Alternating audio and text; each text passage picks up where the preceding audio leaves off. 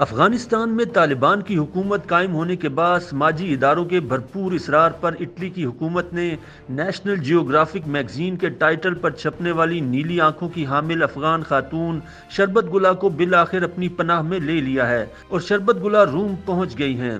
Italy کی حکومت نے ایک بیان میں بتایا کہ افغان شہری شربت گلا روم پہنچ گئی ہیں۔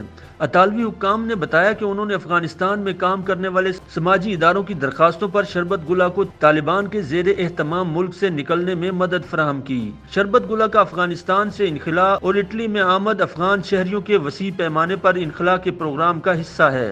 شربت گلا کو افغانستان کی سب سے زیادہ مقبول تارک وطن قرار دیا جا سکتا ہے، جن کی تصویر امریکی فوٹوگرافر اسٹیو میک کیوری نے 1980 کی دہائی میں پاکستان میں قائم ایک افغان پناہ گزین کیمپ میں لی تھی۔ اس تصویر کو نیشنل جیوگرافک میگزین کے سر ورق پر شائع کیا گیا۔ شربت گلا کے مطابق افغانستان میں سوویت یونین کے قبضے کے 4 یا 5 سال بعد وہ پاکستان میں ایک یتیم لڑکی کے طور پر آئی تھیں۔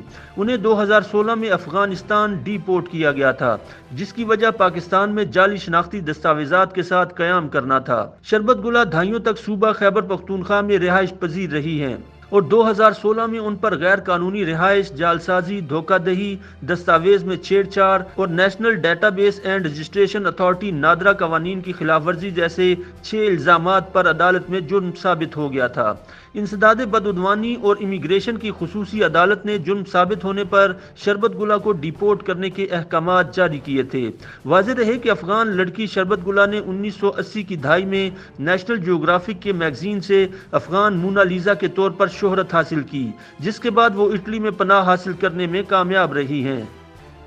YouTube پر گوگلی نیوز دیکھنے کے لیے youtube.com کی سرچ بار میں googly news T V type کریں۔ گوگلی نیوز کے پیج پر سرخ رنگ کے سبسکرپشن والے بٹن پر کلک کرنا نہ بھولیے۔ YouTube پیج پر اپلوڈ ہونے والی ویڈیوز سے باخبر رہنے کے لیے بیل آئیکن پر کلک کیجیے۔ آپ کو ہر نئی ویڈیو کے بارے میں نوٹیفیکیشن موصول ہو جائے گا۔